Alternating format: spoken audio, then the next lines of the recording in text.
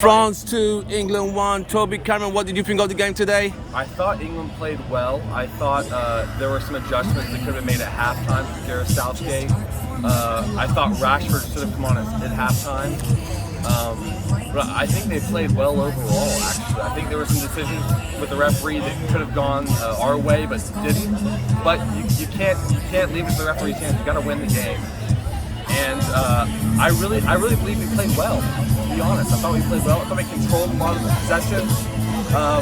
But you gotta score. Yeah. You gotta score. I agree. I think we saw, kind of like in the USA-Netherlands game, where we saw one team control with their midfield and defense, but the other team take advantage of their chances. France had the beautiful cross for the Giroud goal. They had the second, their first goal was it's just a pattern of play they've clearly practiced a lot. This England team, they're a young team with a bunch of players that will go into the next World Cup. They've got a good chance for the next World Cup. They were just a little bit outclassed. Again, I think they controlled the game. They had the better chances. They had the better midfield overall. But when you have Griezmann crossing into Giroud, that's hard to compete with. It's very hard. I thought the goal was a very good goal. Did you think the England substitutions were a bit too late, or what do you think should have? What do you think of those substitutions that Gareth Southgate made? It was a little too late, especially Grealish at the end. I didn't like it. Raheem Sterling came on. I think he made a little bit of an impact. But I think if you're going to play Raheem Sterling, he has to start. He's the kind of player who, when he leans on the defense with his skill and speed and positioning, it really matters over the course of 90 minutes. Over 30 minutes, Rashford is the player to bring on. I will say I thought Saka played really well. Saka is that. He played really well. What I'm saying about Sterling applies to Saka too. He's got great control. He's got great final third instinct. But it just wasn't there for them today. Yeah. Right. I agree. Marcus Rashford should have come on way earlier. I don't know about halftime, but way earlier. Because the game was screaming for just lump it up to Harry Kane, get a header down, get the second ball. And none of the front four were able to do that. Mason Mount wasn't able to continue that. He won the penalty kick, but I mean... What a miss. What a miss. Yeah. Again, you talk clinical moments. Penalty kicks are the most clinical moments you can ask for. He missed it.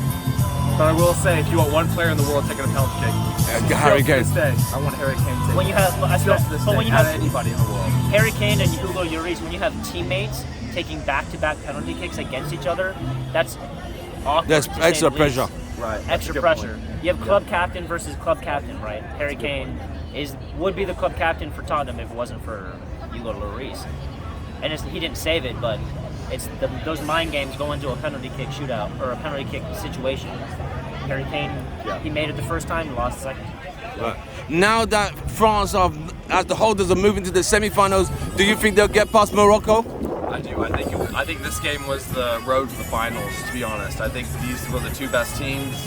I think this side it was England or France. I think to be in the final. They're the most talented teams. Mbappe is obviously the best player in the world right now. So I think they're the two best teams. They should go against Morocco, even though Morocco has played a great tournament. That's my opinion. I think both of them should be lucky. Neither of them have to face Messi. I think this tournament is all about Lionel Messi. I could see that. He is the best player. Mbappe is playing out of his mind, but Messi would have scored in this game. Yeah. It would have again, it's still just a 2-1, but Messi would have scored. France look like the team to beat. They are just right. So the last time a country won a World Cup back-to-back was 1958, Brazil, 58 and 62. Can France be the first to do that after 44 years? Well, they certainly have the talent. They certainly have the talent from top to bottom. Giroud, Mbappe, it's a wealth of talent.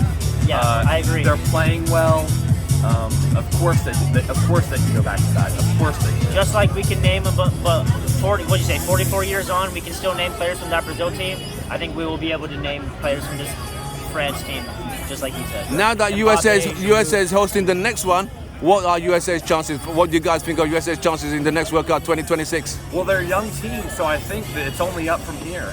You look at the round of 16 this year.